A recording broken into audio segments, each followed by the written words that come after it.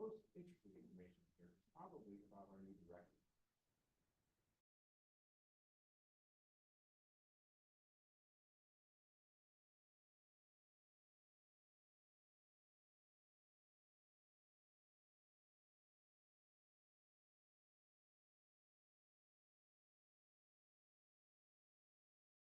Also during the pandemic.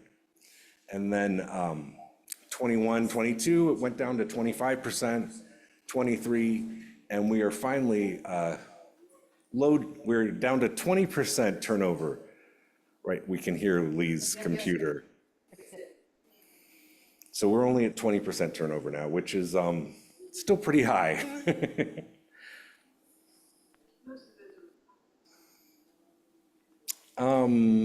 A lot of them at the 42% were retirements. I don't know the percentage now. Did that work? All right. We're good. They can hear us online now? Yes. All right, now I am supposed to change what we're sharing. We're going to go to the... Well, first let them, join if they haven't Oh, yeah, already. if you haven't done this, go ahead and try and answer one of these, the Mentimeter or the Padlet.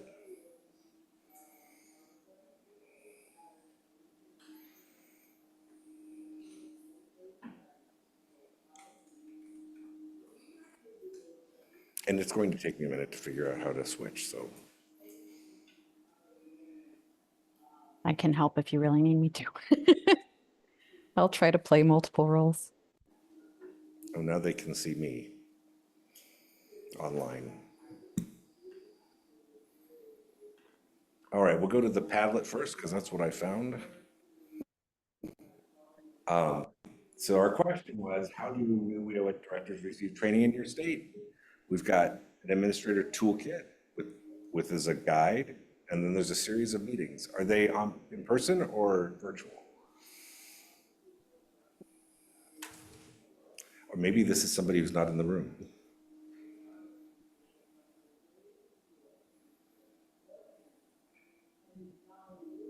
It's not showing it. Oh, it's not showing on the screen. Yeah. Okay. Sorry. Hold on.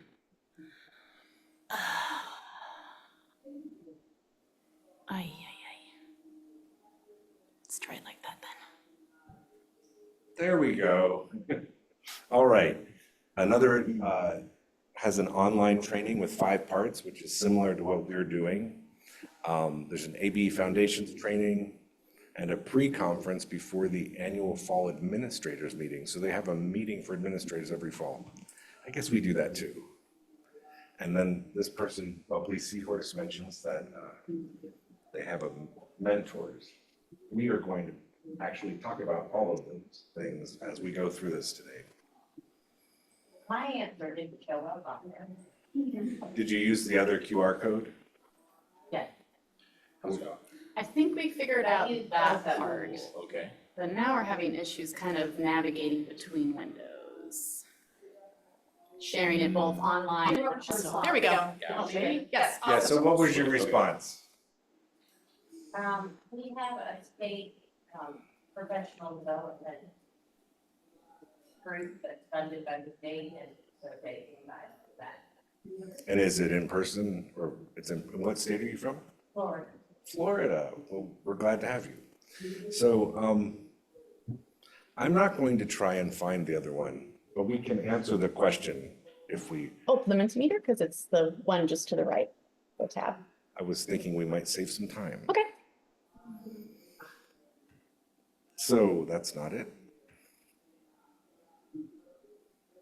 One very far. It says co-aid. Yeah. Oh, it just makes a word cloud. What is the most important thing for a new director to learn? Everything possible. Who to ask questions to? That probably is. I would probably agree that that's most important. Where to access info. So the word cloud makes the most common answers the biggest. That must have been listed more than once. And who to ask questions to.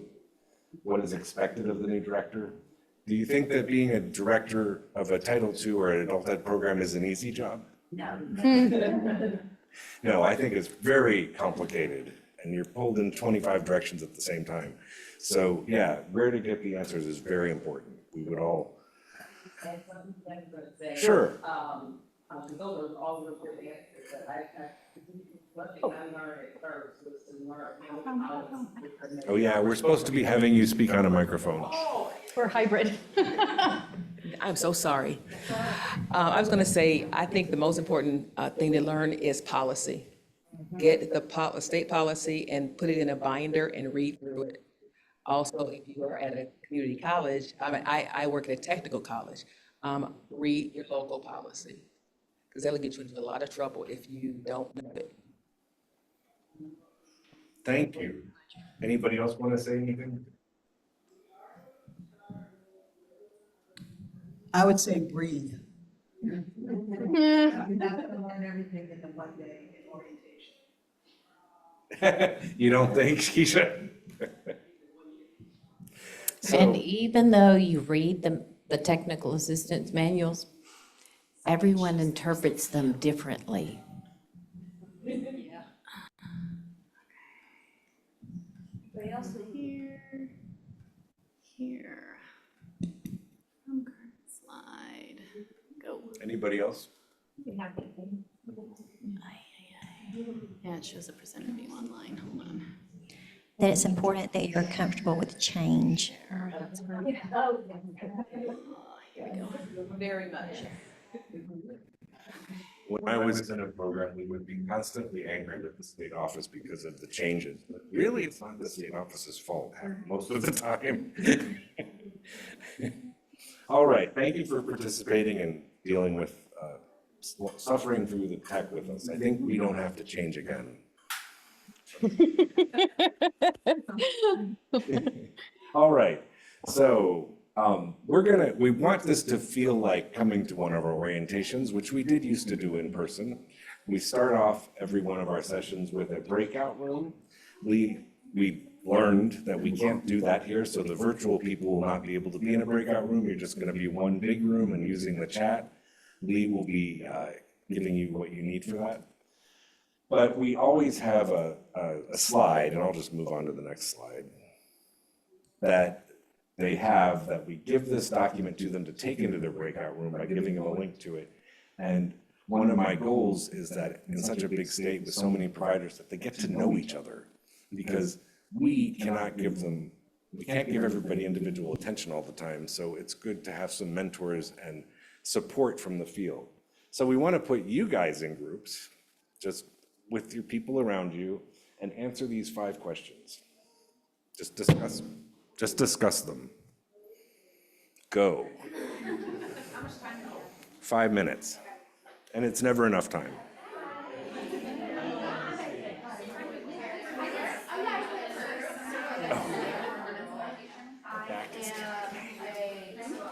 My back is killing me, so I might get very fun.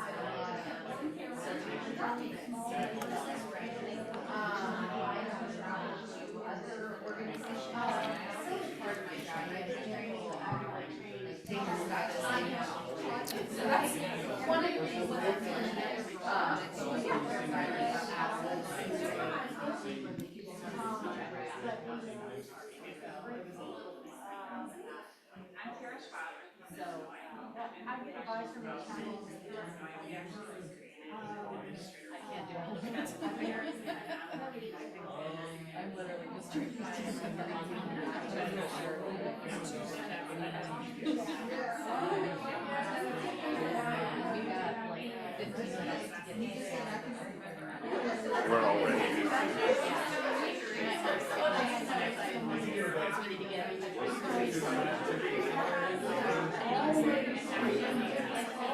It says I'm on 8.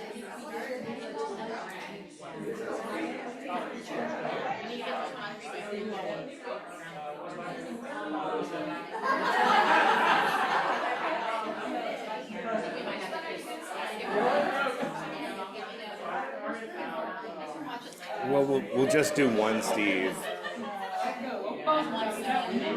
Yeah.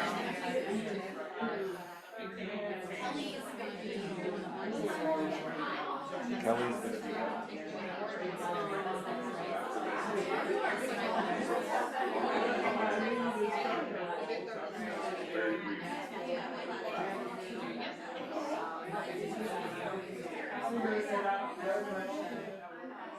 Has it been 5 minutes?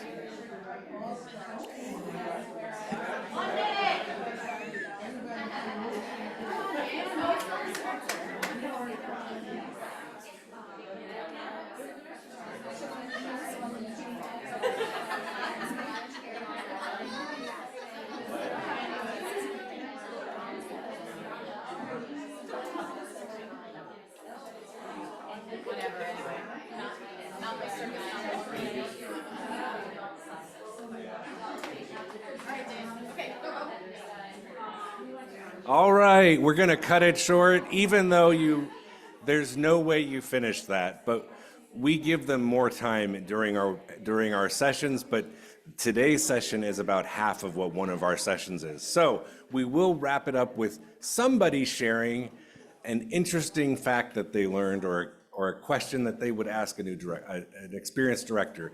And April will bring you the microphone. So who'd like to share?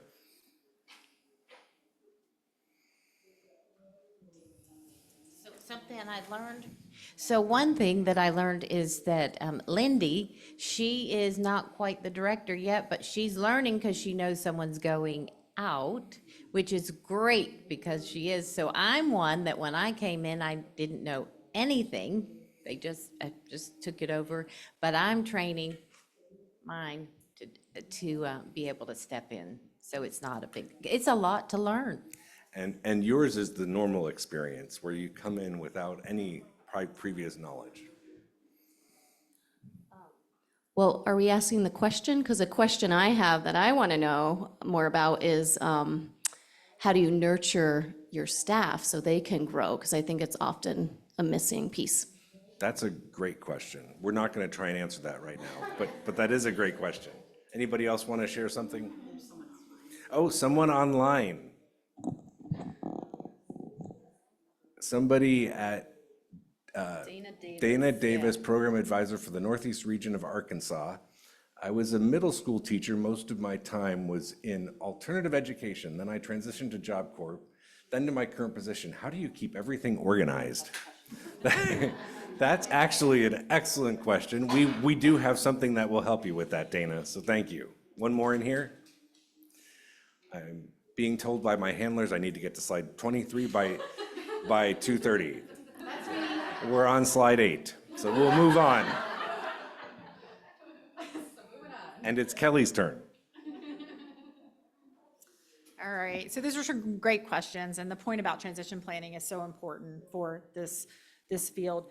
So I'm going to talk to you a little bit about my experience with orientation in the state of North Carolina. So I moved into a director role in 2017, and at the time we had an in-person one-day orientation that was offered every other year. So if you came in after that orientation was offered or in between the two sessions, you really had to lean quite heavily on people in the field. Oftentimes there weren't people at your local college who had some of that policy knowledge or institutional knowledge. So it really was up to the more seasoned directors in the state to help with that growth and development. And you guys are all very busy, right? We all are. So sometimes that can be taxing. In 2020, the pandemic caused us to shift from an in-person model to an online model. I'm sure a lot of you experienced that. And during that time, I just want to point out one more time, we experienced high turnover in directors. So the system office was offering these sessions they were 6 sessions over 3 months. And again, if you missed the first one, if you kind of came in, you kind of missed that information. And so it wasn't ideal, but it certainly was much more helpful than the previous model that we had had. From that model, we began adding kind of mentors, like assigned mentors in late 2020.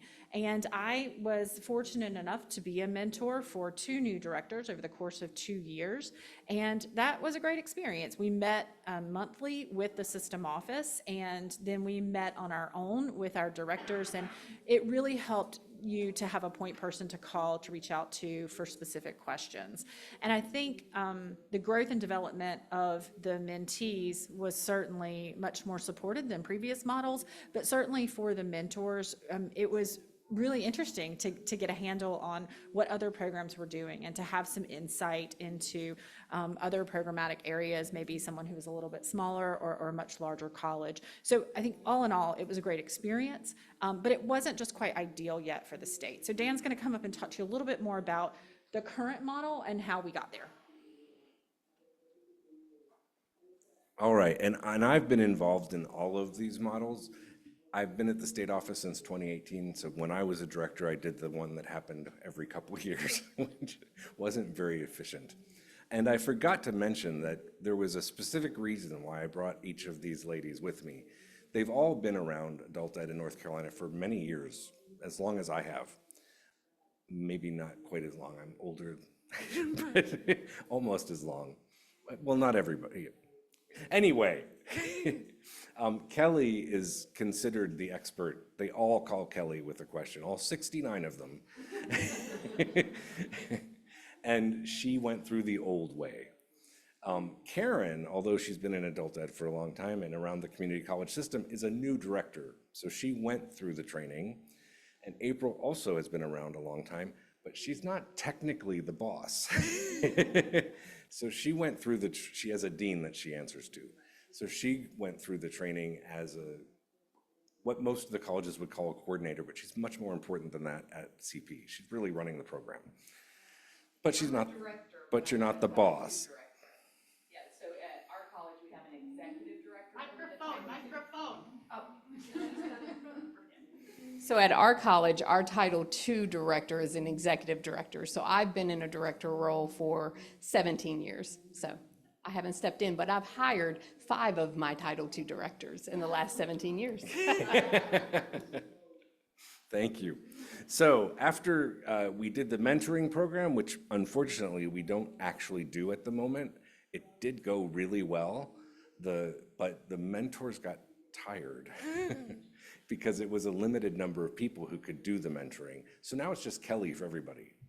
You know, we do still do it with, but it's not as organized. When we have a new director, we call an experienced director and say, would you be willing to mentor Sharon? She's new, and we're still doing it. But we used to have meetings and we give them guidance. We're not doing that anymore. So in the summer of 2022, I decided that we needed to redesign it. It was a big problem that it didn't happen often enough. And I formed a committee of directors from the field who helped me to decide what were the most important things we share at the new directors orientation, and what we need to put into the different sessions. And we started offering it in the fall of 2022. It was only 3 sessions. And then this past fall, we added a new session because we just weren't covering everything they needed to have covered. And it is now 4 2-hour sessions once a month. You can come whenever you start. The sessions are standalone. I think I'm getting ahead of the slides, right? The sessions are standalone, so you can come, if you start when we're doing session 3, you come to session 3. If you start when we're doing session 1, you start at 1. If you can't come to 2 because you have a conflict, you skip that month. And so that's how we're doing it.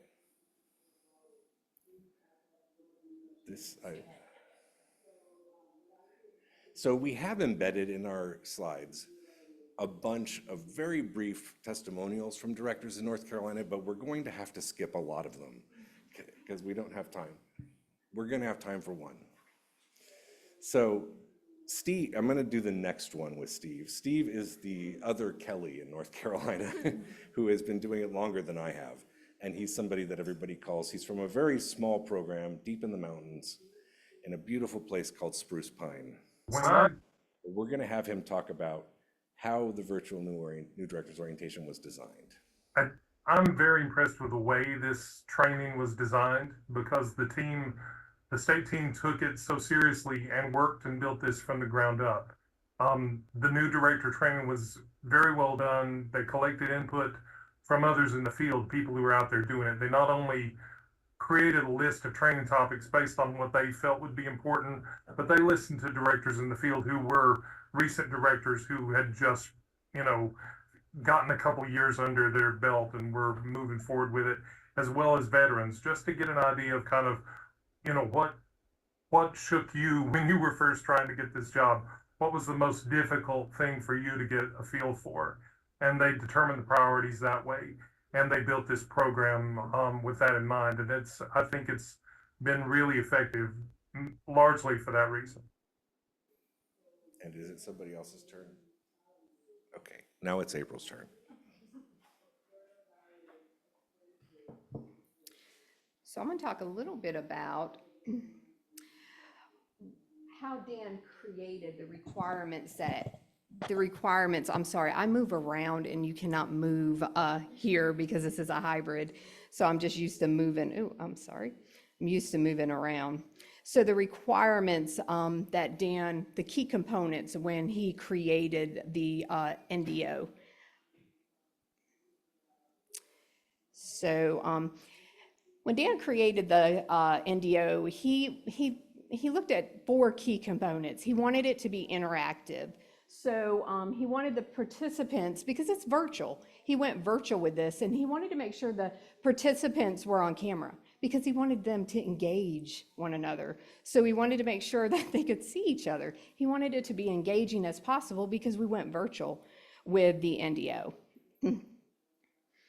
And he wanted the opportunity for everyone to build relationships. The whole point of this is so that Title II directors and non-Title II directors could meet one another.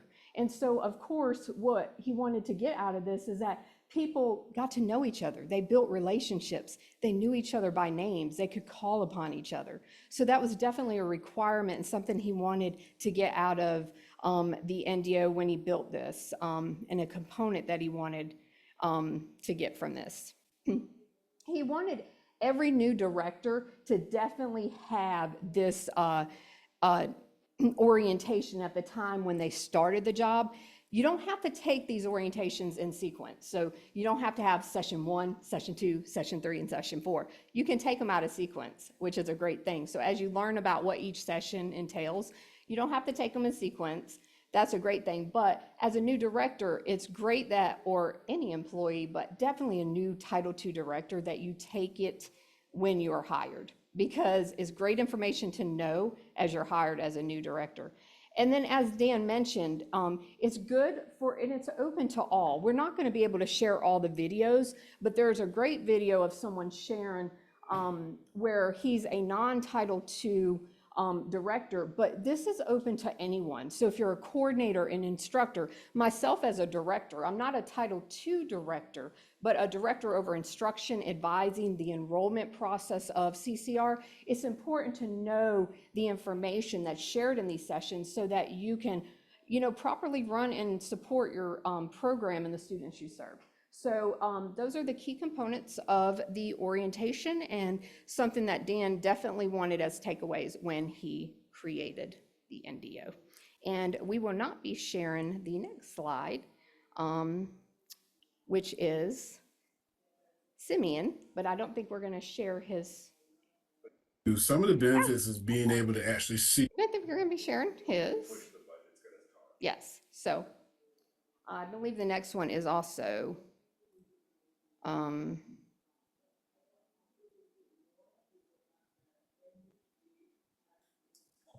You will have access to this PowerPoint on the Whova and be able to watch all these testimonials. Is Ms. Peters? So I wanted to point out that Dr. Keisha's at the back of the Yes. room, so she So- can give you her testimonial in person if you want it later. Yes. What motivated me was being a new associate dean. The structure. And I think we're gonna move on past that, and who's next? It's me. Yes.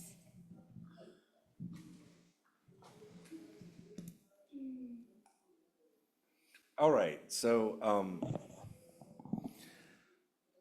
we're just going to go through the agendas very quickly for you, what we do in each of the sessions, and who the presenters are. The presenters are mostly, we have a team of 14 at the state office in North Carolina, so the different subject matter experts do the presenting. Lee and I are responsible mostly for session 2. We're responsible for all of it, but we do the speaking in session 2. And then what are the beneficial components? That it's interactive, we have lots of breakout sessions, scavenger hunts, sharing of materials, et cetera, et cetera, et cetera. This is what session 1 we call the Title II Director Responsibilities, which is really all about WIOA, about 13 considerations, about what directors are expected to do every month. And I think we're gonna Penny. First off, Simeon again, and I think Karen talks now.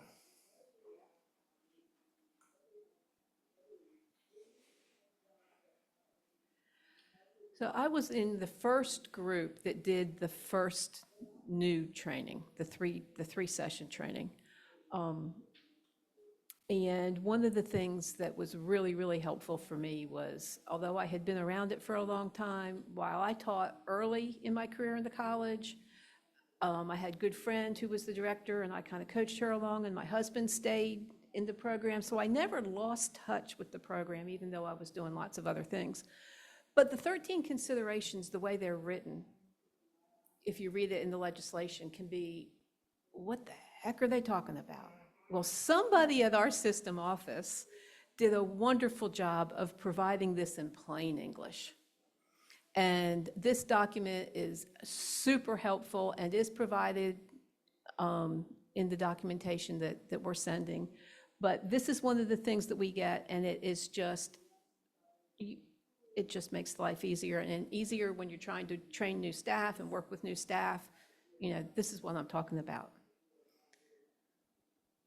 And then one of the things I did early on was have everybody do a continuity plan. And this, for me, was perfect for my continuity plan. I knew this checklist, and it has things I do monthly, things I do semi-annually, things I need to think about annually. And it, for me, who needed some structure, this helped a lot. You know, check off, what do I need to do? I have to have my budget turned in once a month. I have to have my time and effort turned in once a month. I have to have this, you know, let's be looking down the road to this. So that was really helpful. And the important tidbits, those are websites we need to know, you know, things that the system office provides, but there were some other things. And then there's also a couple little statements in there that, like, you need to be sure you pay attention to this. You know, don't forget to do such and such. All of the documents, somebody has spent a lot of time preparing. We often say the system office is out of touch. They were well in touch when they did this.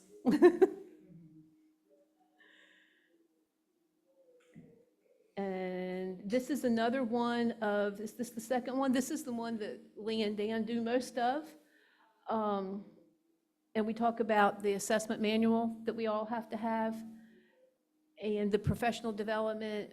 We have a staff of 2 at our system office responsible for professional development for everybody, and they do a really good job, and they tell us a little bit about what they're doing and how they do it. And you know, when all right, Miss April. All right, so this is what we've been rushing. This is what we've been rushing to get to. We want you to experience the Provider's Guide Scavenger Hunt. So in North Carolina, and I'm not sure that this is true in every state, but we have a Bible for CCR directors for the colleges and the CBOs, and we call it the North Carolina Providers Guide. It's got a much longer name. What does it say on the title? Workforce Innovation Opportunity Act, Title II, 2025 Providers Guide and College and Career Readiness. So that we cover all the bases for what, and it goes out with a numbered memo saying this supersedes all previous guidance, just like Octave does. So we're going to do this now, and I think that that's all I had to say, right? And April's going to run the activity. So I'm going to explain first how we do this online, if we were in our virtual setting. And as Dan said, we wanted to get to this so you could have an experience of an activity, because the virtual orientations are really interactive. And so we wanted to at least do one activity with you. And so if we were online doing this in our virtual setting, we would be in a Zoom setting. So the Zoom assistant would assign the attendees into breakout rooms, right? So we would all go into these breakout rooms and explain the scavenger hunt, and they would share the link. So in our breakout rooms, they would share the link to the provider guide you're going to receive today with the scavenger hunt questions. And so you're going to get these guides today with the questions in hard copies. And if you're in virtual with us today, you're going to see this information in your Q&A. So I think you're going to see it.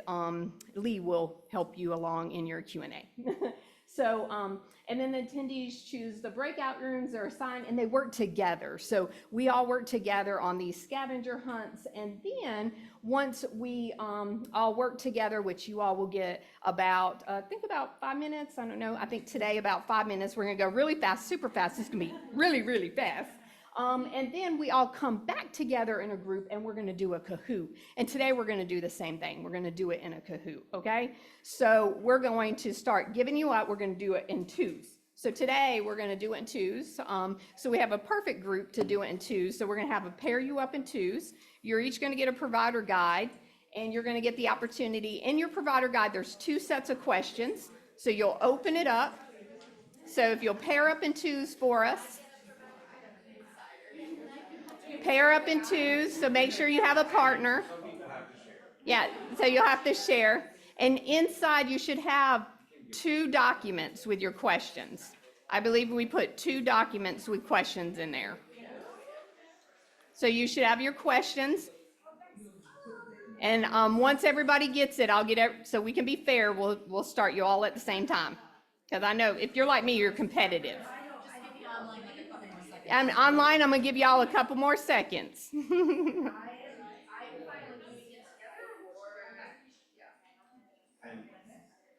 Okay. So are we good? Lee, are we good? Okay. So Kelly, you're going to tell me when.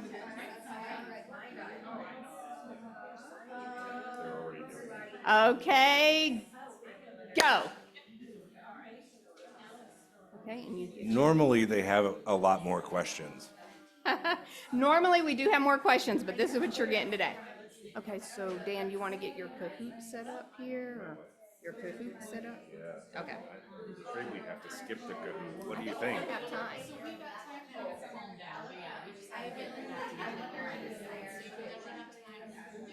Good.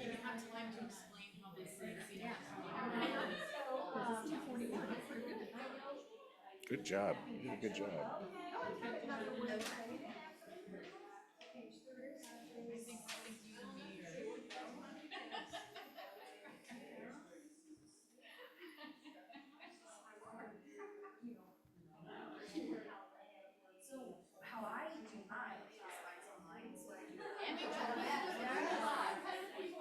We got what? Oh, good.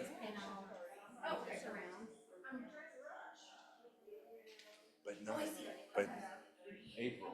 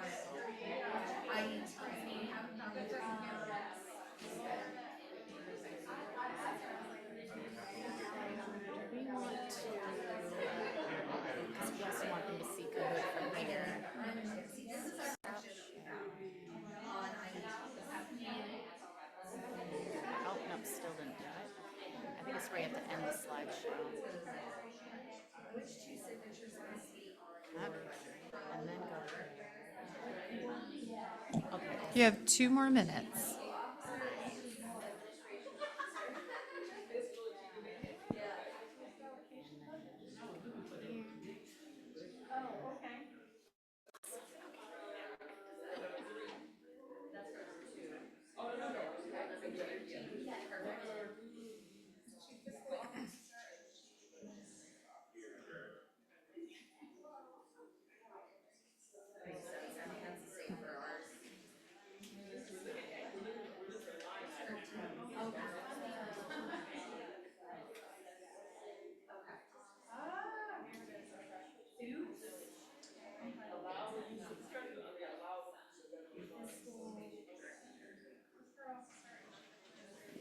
All right, you have 1 more minute.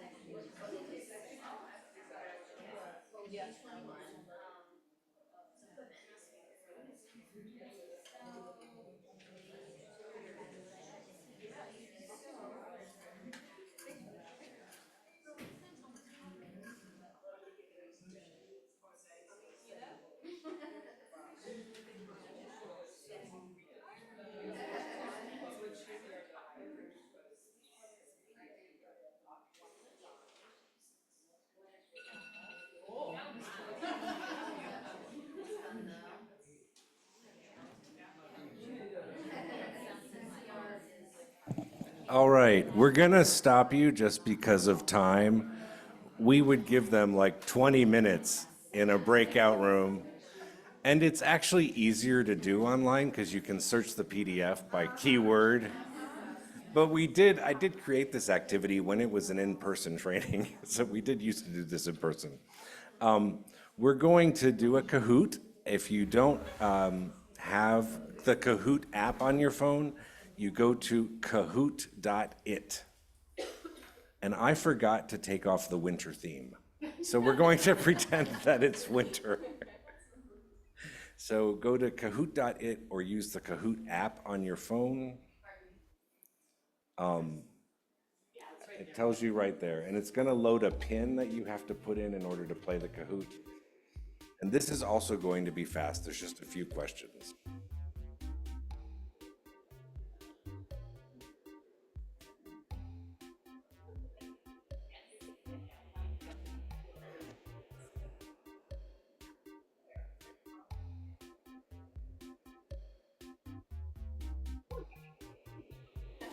So I didn't mention this, but Karen comes to the new director's orientation every month because she loves it so much, and she always tries to win, and usually does.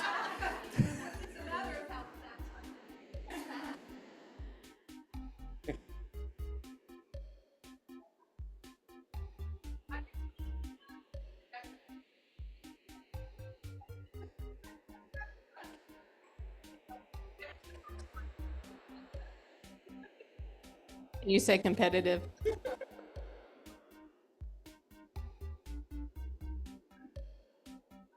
All right, so I'm gonna push start. The game pin will stay up there if you're not in yet.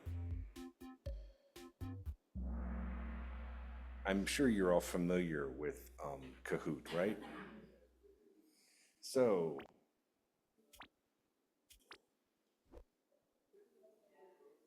which is not a required component of an IET program? It's going to give you 4 choices. High school equivalency classes, workforce, and we'll discuss the answers together at the end or after each question.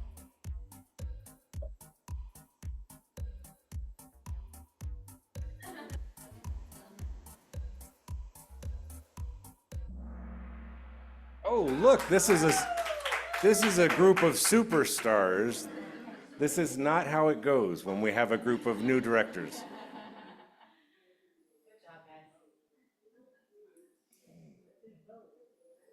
Where do I push? I think it's under. I mean, I do this all the time. It's hiding somewhere. There. So here's the scoreboard. So Al is winning. We told Karen she couldn't play.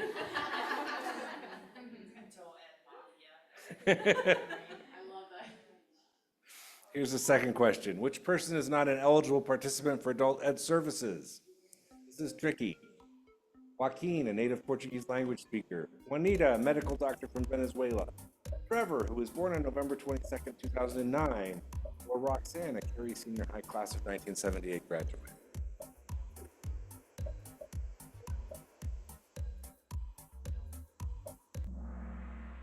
Oh, look! You guys finished before the time was up and everybody got it right. Trevor is not 16 yet. He will be this year. So you tell him to come back.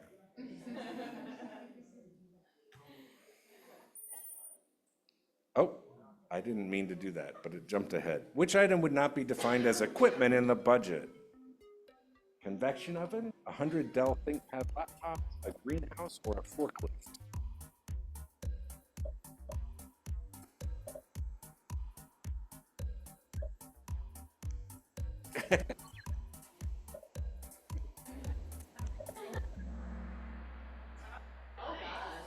Oh, good. We got one that you don't know. So the correct answer is 100 Dell ThinkPad laptops, because all of the other things, although they are odd, could be used in an IET and could be purchased with Title II funds. 100 Dell ThinkPad laptops can also be purchased with Title II funds, but they don't cost $5,000 each. So it's per unit. Okay, so a Dell laptop's gonna cost you maybe $500 or $1,000. You don't have, that's not considered equipment. It would be a really tricked out laptop. All right, so who moved up? Tara and Terry, good job. This thing is annoying. And DD, who's DD? Good, might be online. Good job. So we only have two left. True or false, a student who registered and attended class for 6 hours and never returns during the program year is considered a participant.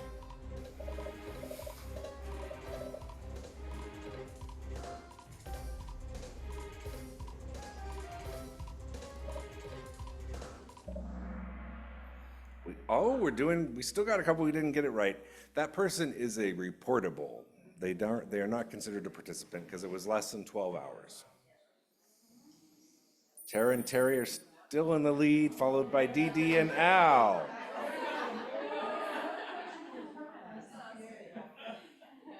And the last one, which public CCR document produced by the System Office must be updated and approved by Octave each program year? Is it the WIOA Title II Provider's Guide, the Accounting Procedures Manual, the North Carolina Assessment Manual, or the Curriculum Procedures Reference Manual?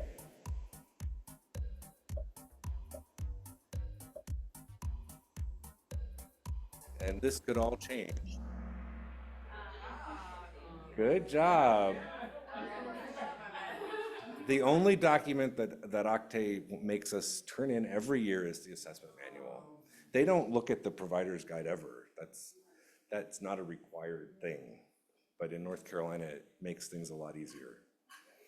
All right, thank you so much, everybody. Let's see who won.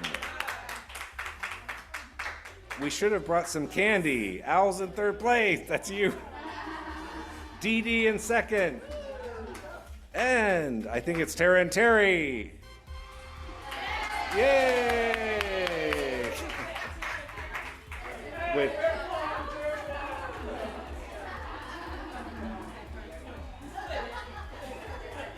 So now I have to get out of here. I want to close it so that the music stops. PowerPoint. Share from current slide. Did we get it online too? I'm checking. It's got a lag. Oops, I didn't. It might be the presenter again. So we've already discussed this. The two caveats, it's usually more like 15 questions and 20 minutes, and they're doing it in breakout rooms online, which is much easier. For some reason, when I share the screen, it doesn't get it online. I'm doing something wrong. Dan, sorry, do they do some breakouts as well? Do they? No, the Kahoot we do all together. You can just keep talking, I'll try to fix it. I'm not sure how we would do it in breakouts. Yeah, I don't know either. All right, so the next slide, is that still me? Yes, so session 3, what we gave you a taste of session 2. Session 3 is all about performance and monitoring, everybody's favorite topic. They do a great job. Our SMEs on performance, Jessica Rieger is who created that checklist. You will get the access to these documents if you want to use them or change them somehow for your state. Eddie, I really want to play Eddie's video, but we don't have time. You know, when you come. We spent a lot of time, Keisha, didn't we, recording these not to use them? And the last session is the one that we added this year because we are very focused on career pathways in North Carolina and have been for a while, but the new directors don't know anything about them. So it's really mostly about career pathways, but it also explains IELCE and the corrections grant, because not all of our programs have those grants, but we want them to think about them. They might want to apply for the IELCE and corrections grants in the future. And MPHSE is our North Carolina's version of a way to get a high school diploma alternatively. It's called Multiple Pathways to High School Equivalency.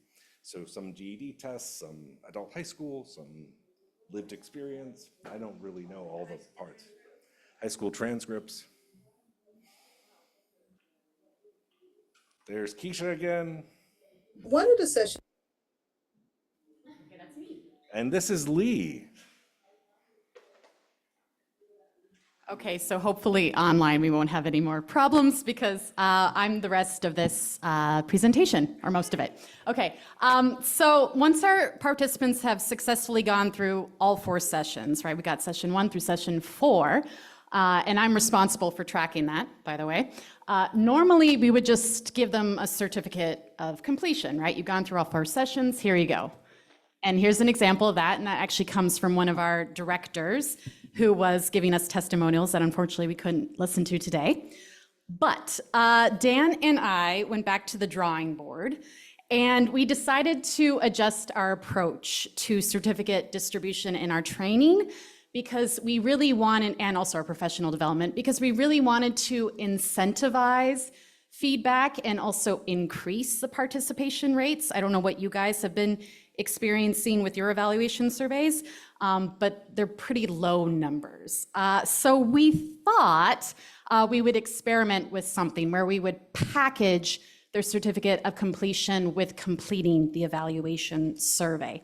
And I know we went through this presentation very quickly, but long time ago, we were talking about the origin story of the NDO, and maybe you picked up the fact that a lot of changes and transformation has occurred.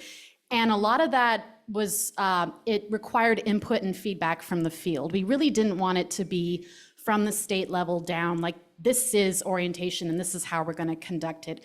We wanted it to be organic. We wanted to be providing information and training that's actually beneficial. And so how do you do that? You get feedback from the field. And so we're hoping that this approach would improve that feedback. So I did wanna share with you the questions that we ask our participants in the evaluation survey. So again, normally, every session, we would send out an evaluation survey. Now we have an evaluation survey for the whole series, so it covers the training overall. Some of the questions in the session-specific evaluation survey, they're similar to the one for the overall training. And so these are the categories that these questions fall under. We definitely want to know about the satisfaction, right? Are you satisfied with the training? Is the content useful? And more specifically, is it useful for your role? Because again, we've opened it up not just for new directors, but also for Title II staff members. We want to make sure that the sessions are paced properly. Dan mentioned it's only 2 hours, which, I mean, that can be enough or not enough, right? So we need to know for sure. We also wanted to make sure that the information we're giving, it's at the appropriate level for a new director, as well as just a regular Title II staff member. The presenters that we use, are they knowledgeable? Are they clearly communicating the information? Do our participants feel prepared, right? After they've gone through the training in its entirety, hey, now that I've got all these materials, resources, and information, I feel more comfortable and confident in my role. We really want to know that. And then those final questions in this list, those are open-ended, which I think are the most important, right? Because that's the feedback and input. This is what works. This is what doesn't work. These are the gaps of information that you need to add to your training, and anything else that we could respond to, adapt, and revise. So let me share with you some information. So firstly, why is it not showing it? There we go. Okay, when I started working at the system office, and we're talking about in 2023, like I mentioned before, we would just distribute our evaluation surveys after each session, and I would do that en masse via email. They were anonymous, and we had very abysmal participation rates at 5%. I don't know if you guys have similar, but yeah, pretty bad. So since early 2024, we've started packaging the certificate of completion with our evaluation survey. So after you've gone through all 4 sessions, right, you have to go through all 4 sessions, you complete the evaluation survey, and then you get your certificate of completion. And as you can see here, it's entirely flipped. So now we have a 93% participation rate, which I find absolutely fantastic. But to be transparent and honest here, our numbers are skewed a little. So firstly, this packaging of evaluation survey with certificate of completion, we've done it recently. So we've only had 26 out of the 28 completers have actually received their certificate through this process. But if you think about it, before when they were anonymous and it was every single session, we had hundreds of people being sent these surveys, not responding to them, but being sent these surveys. So I don't know if you're like comparing apples to bananas, whatever. Anyway, so there's that part. And then the other thing that Dan wanted me to make sure to communicate, that we were hesitant about this process at the beginning, because when you remove anonymity, are you actually collecting authentic and useful feedback? Maybe the person is a little bit concerned that there would be a repercussion if they actually said, hey, your presenters are not knowledgeable and you need to swap some out. So I am curious what your thoughts are, because again, this is pretty new for us that we've flipped things around. I'm a very judgmental person, but right now I'm going to withhold my judgment because this is new and I do want to collect some more data before we decide for sure, okay, are we just collecting fluff feedback that will not really help us adapt and revise the training to be useful for our participants. I think I'm going over time too. Sorry, guys. So far, we have been getting negative feedback. Yeah, but again, like, is it just a little bit of negative feedback and maybe we would have gotten more in the anonymous situation? I need to really look at the data and compare it to find out, to see if anything comes out of that. And I want to interrupt for just a minute. Go for it. The big question is, are the presenters knowledgeable? Because it's all the state staff. So are they going to tell us the truth about that anyway, whether it's anonymous or not?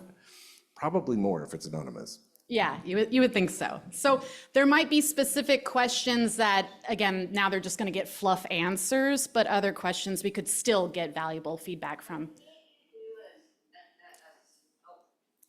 For the online participants, hold on one second. I'm just wondering if you can still do a survey that you know they completed it, but that it's still anonymous. In order to have the certificate of completion automatically populate, they have to put their name in to then go into the certificate of completion. So if you can come up with a better way to do that, I am all ears. Perhaps having them fill out the anonymous survey and then having a link in there to take you to a different thing to fill in your information. Okay. So the results aren't linked to the name. Oh. Yeah, right. Light bulb moment, thank you. You're welcome. There we go. Learned something today. Well, thank you, guys. I love it, yeah. And they don't get the link until after they've completed the evaluation survey. It's in the Mic drop, presentation done. Thank you. Okay, so last part of my part, sorry, and then I'll be done, is I did want to share with you some of the themes that we were able to glean from the feedback, the input that we got. And I did use my friendly bot, Gemini, to help me evaluate, assess, and collect this into like categories, just to let you know. So the final question in our evaluation survey is very like open-ended about what they found valuable about the NDO series. And so I wanted to share with you the responses and what were some common feedback. So definitely our participants find that the information we provide is useful and practical, which is our goal. So that's fantastic. There was a common comment about the diversity of our presenters. So they actually do appreciate that each session, it's got different presenters. We really want to utilize our subject matter experts. And so there's a lot more variety involved in their speaking style, their presentation style, and our participants do appreciate that. They also mentioned that, yes, they do in fact feel prepared, especially the scavenger hunt. I know you had no time, but imagine if you had time and you knew nothing about the provider's guide, and now you've been introduced to it, and now you know a couple pages that you can go to find information. So it's not such a scary document. Yes, Kelly? Okay, 5 minutes, thank you. So it's not such a scary document after going through that activity. Networking and collaboration is key, and our participants love that so much. I believe we mentioned this, but again, we went so fast.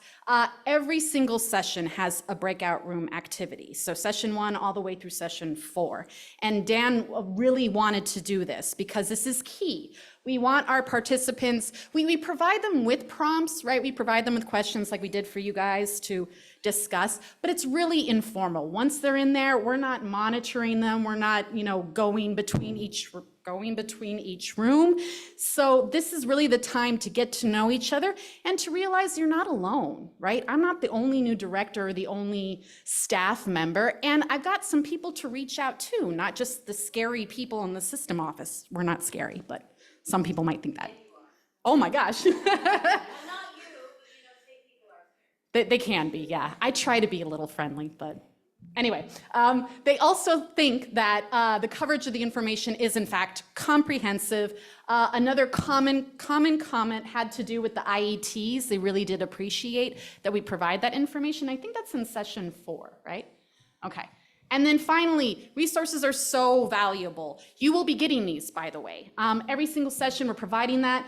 All those testimonials that you did not listen to today, but you will later on, they constantly mention the 13 considerations. They are so appreciative of that document. I hope you are too, because we'll be providing that today. And now I am done with my section. So thank you, everyone. So the next slide on here is actually just about lessons learned. You guys can read that for yourselves. We want to make sure that we have enough time for questions. So do you have any questions or feedback for the team? Okay. Just going back to what I was thinking at the start, I love all the preparation with the technical information, but I wondered if you do any sessions on leadership skills and how to work with your team and that kind of thing, like follow up, or maybe there's a later kind of training about that. I'll answer that. So we used to, and that's something that we left out when we condensed it and turned it into this. Most of our providers come from community colleges where they're receiving that. So that's not a big deal in North Carolina. The CBOs would probably appreciate it. And we do think about ways that we can serve the CBOs separately, but the community colleges really don't need us to teach them that. And our system office also has a statewide leadership program that individuals can go to. It's not specific to CCR, but it is available and pretty comprehensive. It's over the course of about 8 months. In your state, is every program required to do IETs? If the state director was here, she would say yes. But it's not required by the legislation. So she tells them they have to do an IET, but there's no repercussions. But the colleges are all doing them at this point. It's tough for the CBOs. Yeah. I was a grant reader the last time you did your RFP for Georgia. I was impressed with Georgia. All right, so we have about 2 more minutes, so enough time for 1, maybe 2 questions. I'll get you and then I'll get you.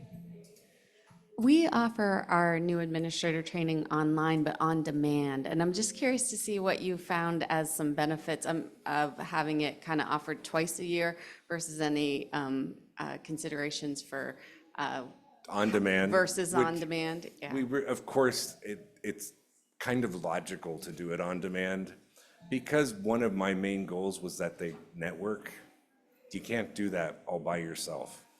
I also really believe having a date and a time when we're doing this makes them do it rather than it's always there on the internet. We do offer on-demand trainings. I just decided not to do it with this. We've never tried it with this. We do think that maybe we should do some like micro videos, we use Captivate or Storyline for specific subjects, but that's why. I wanted them to get to know each other. Okay, I had a question. So I had written this down, but looking at your slide there, I might have written it down wrong, but I wrote down that you do 4 2-hour sessions offered 2 times per month. No. We do once a month. Okay. So, and we were doing it every month. We tried to do it in December and July, which are not times when the colleges are interested in coming to training. So we were doing like session 1 in July, session 2 in August, session 3 in October, session 4 in November. We now do 4 in the fall and 4 in the spring, 1 in September, October, November, August, September, October, November, and then February, March, April, May. Okay, thanks. And also it was the other thing we learned, our SMEs have busy schedules. So if we don't put a hold on their calendar, we're constantly having to reschedule them. So Lee solved that problem. Yes, Yeah, and Astrid. if I can go back, there is. If I can go back to your comment about the on-demand training. So this is specific to new directors, yes. But we do have quite a bit of opportunity in the state they've created things called core credentials that are specific to adult education. A lot of that is on demand and really robust. And some of those credentials are specific to ESOL and some are specific to teaching math. And so those are opportunities that are offered via scholarship, so free basically. But we do pay folks, our part-time instructors, we will pay them to participate in those trainings, but the state has provided those and offered those at no cost to the colleges. So there are those options as well. And we actually plan to do that session next year.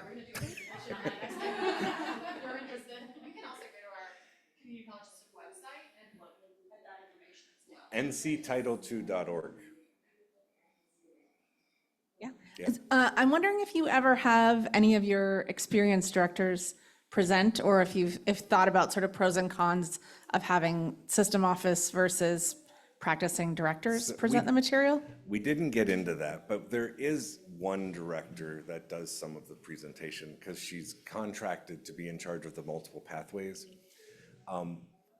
Otherwise, no, not for this. Now I always include the directors. That's why April, Karen, and Kelly are here. We always bring people to present with us, and they are lots of our webinars. It's not me and Lee talking, it's somebody else. We're sort of producers.